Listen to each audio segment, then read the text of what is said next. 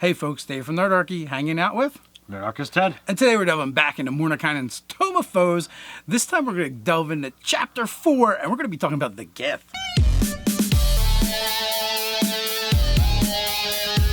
Jump down to the description below where you can sign up for Nerdarchy, the newsletter, get weekly gaming tips, as well as learn how to game with Nerdarchy. And also, if you haven't grabbed your Mordenkainen's Tome of Foes, you'll find a link down in the description below for Amazon.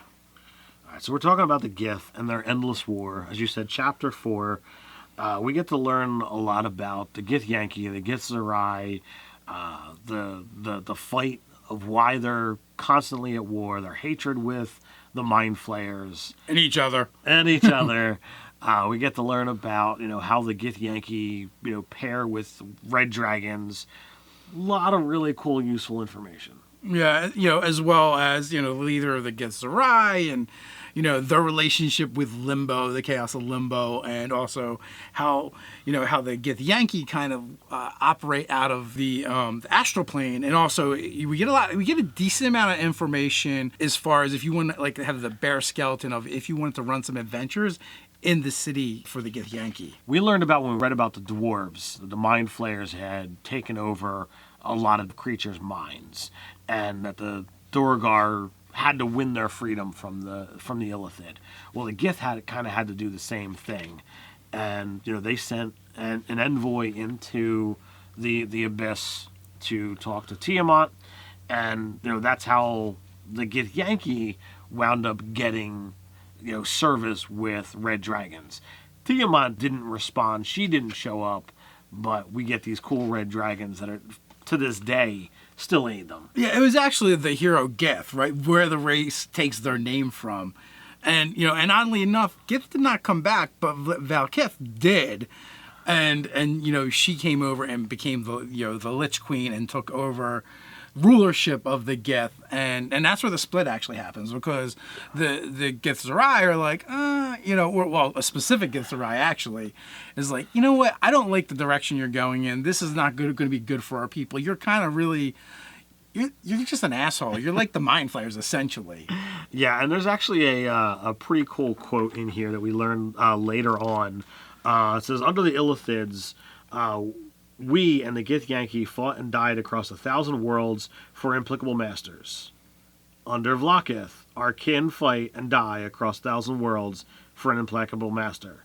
And they call that liberation. So this is said by Daka Felhand, a Githzerai monk.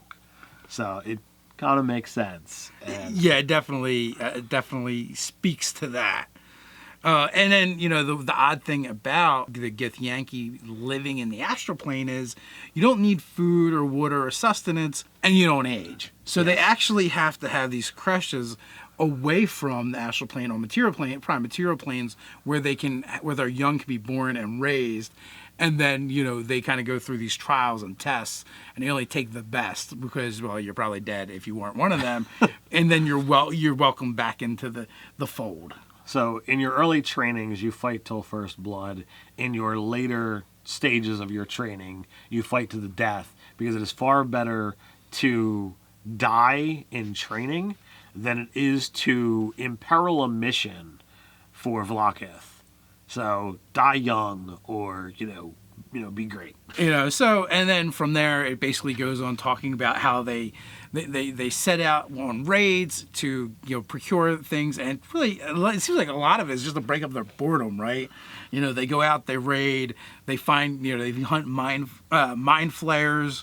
We've got cool headers like merciless marauders, indolent dilettantes, which just kind of speaks to, well, they have all this time on their hands, so they have to figure out what to do with it, but they're not very good at it because they become artisans and craftspeople, but they always drop the craft or the art before they get really good at it, and they kind of get bored and wander it off. It's like, yeah, I'm tired of that. I want to go do something else. So it's just like kids who all right, I'm going to do something now. I'm done with that. I push it aside.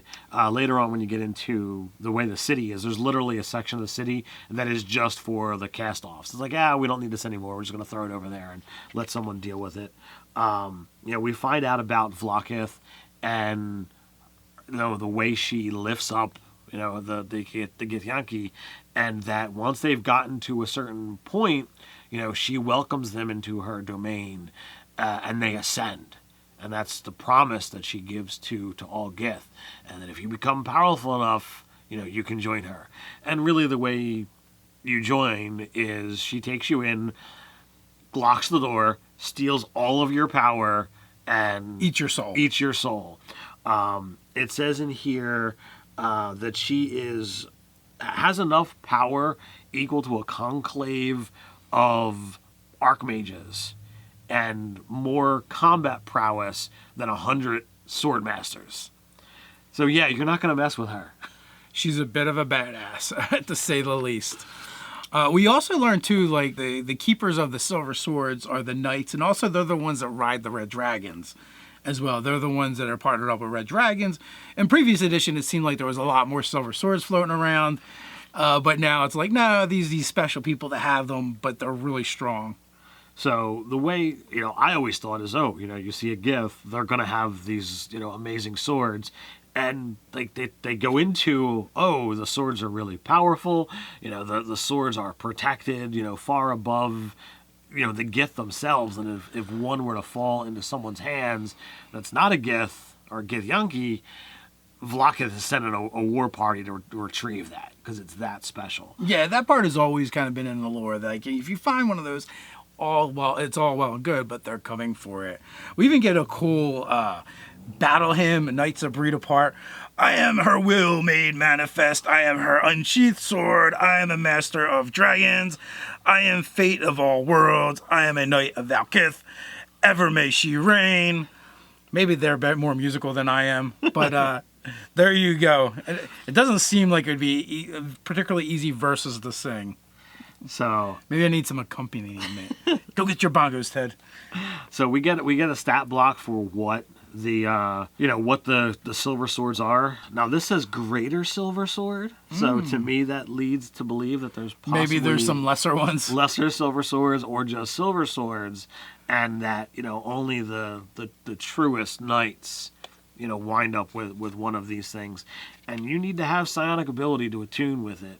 So, without stats on how to become psionic, we've got magic items that you just can't use yet. That's true. Although Gith are considered psionic, so they could use it. And I guess if you're using the mystic, then you could, I guess, use that as well in theory. Maybe the greater is just there so people aren't confused with this is just a silvered sword, and it denotes it. But it's a legendary item. It's a +3 to attack and damage. It gives you advantage on saving throws for intelligence, wisdom, and charisma. So it basically makes you as good as a gnome. And it also makes you're immune to being charmed and have resistance to psychic damage. So all that's really cool. And in addition to that, if you score a critical hit while you're in astral plane and someone is traveling astrally and connected by their astral thread, the silver thread, the cord, it automatically cuts it, and then you die. instead of doing damage. Yeah, well, instead of doing damage, you just kill them. You can just kill them instead of dealing damage. Then the next section is really cool, Terror from the Sky, and this literally goes into the different astral ships that they use. There's several of them. It also talks about the Gith alphabet a little bit. We get a sidebar on that. So that's all cool. And then the section we were talking about earlier, Tunarath is actually the city of the Githyanki.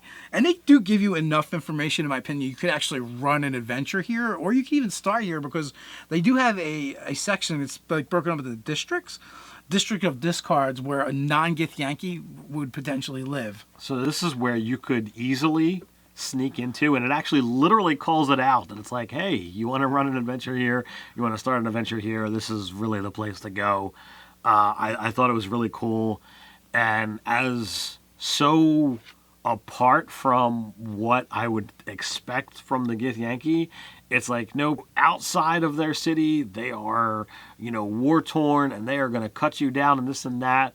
But in the city, they are pretty much layabouts and lazy, except when they're called to do that's where the dilettante, aspect actually comes into play. Now, one of the odd things is Githyanki law. They usually don't hand out corporal punishment. They do it in different ways. Now, if you happen to be not Githyanki, they're probably just going to murder you for whatever it is you just did, and it could be anything.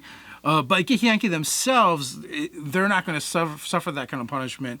And it actually goes on to talk about that, which is kind of interesting. So, you get a little bit more into that. Your punishment is tedium. Yeah, and that's what they go for. Survivor communities is a little bit what we're talking about. And then that kind of wraps us up for the Githyanki, and then we get into the Githzerai. Yeah, and here we learned the hero was named Zerthamon, and he's the one that led the Revolt. The people away from Vlakith. It cost him a little something. Yeah, he died. Zerthamon was killed, and his followers, naming themselves Githzerai, relocated their civilization to the plane of Limbo. And here they have reshaped the chaos to suit their will, and you learn about the different structures of their community. You have the anarchs and the Zerths. You learn. Well, even before you get into them, you have Menyar Ag, the Great Githzerai, which is basically, he's like a living husk almost. But like, you look at him, you don't know if he's alive or he's dead or undead. But, his body is basically old and shattered, but his mind is still sharp and keen. And his magic and his psionics is very powerful. But he still kind of like clings to life and rules. He's physically unable to do anything, but mentally he's aware, alert, and able to manifest these great powers. And through that force of will, he leads, he rules, he teaches. It's kind of cool. Now, and then you had mentioned the Zereths, which are kind of like the priests. And if they had a religion, these guys would be the ones ahead of it. And then anarchs, which this is a new term to me for the Gith, and it's really cool because these are the ones that actually have the ability to shape Limbo by force of will alone. And it's allowed them to create their fortress cities, and where they exist, it's pretty much an impenetrable place because they don't want people getting in. So it's pretty much the exact opposite of what the Githyanki do. Yeah, to get in and out, they actually create doors and get rid of them as need be. So it goes into their main fortress, which is Shra Lore, and that's that's where they do their main that's the main central hub of their power. They talk about the other citadels with these Amanthum citadels, and they're all like kind of like, the way I take it, like a bunch of monasteries. Right. And they get into spreading the word, and because the Githzerai are more about peace, like they want to absolutely fight the Githyanki whenever they can. They want to fight the Illithid whenever they can, but beyond that, they're more about keeping the peace and keeping things neutral. Well, they live a contemplative existence, right? So they tend to go out and either, found or join monasteries in hopes to, communicate to others of this, for lack of a better word, religion or philosophy, to gain more allies against their foes. There's a section on going on the attack, how they would attack Githyanki, how they attack mindflayers, and then we actually get into the section on making Gith as characters. Now, we did have the Unearthed Arcana about Eladrin and Gith. Go figure, the Eladrin and Gith both wind up in this book. They came out together. Surprising. Yeah, it's a bit fun. I mean, you folks have the UA, and hopefully you pick up the book. Let's just talk about the differences. Sure. So your Githyanki, they have Dedicated Mastery, which winds up being the same. It's Martial Prodigy, where you used to get proficiency with light and medium armor. You're ever ready for war. Now you get the light and medium armor as well as short swords, long swords, and great swords. So, like, that's a bit extra to be able to throw in there. Of course they're going to be able to know how to use these swords that they're trained to use, from the beginning. So I dig on that because now that their secondary stat is intelligence, and their primary is strength. So they're Githyanki are going to make really good war wizards, or once the mystic actually comes out, or science actually comes out, if it's also an intelligence stat, which I think it's going to be, you're not going to have to take classes that give you proficiency in armor and weapons because they kind of have it already. So you're going to be a Gish built in by your race. Right. So I think that part is kind of cool. When you get into The Githyanki psionics is pretty much spot on. The only difference is when the Githyanki uses their mage hand, it's invisible. It didn't used to be so. So I think that part is kind of cool. When you get into the Githzerai, you're definitely seeing some differences. They used to get monastic training, get a +1 to AC while you aren't wearing medium or heavy armor and aren't using a shield. They receive training from all monks, blah, blah, blah.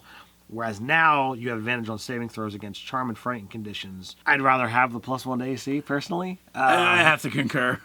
But, charmed and frightened, better chance of succeeding. That's cool. And the other side of it with your spell casting, winds up being the same as well. So some minor tweaks, some minor differences.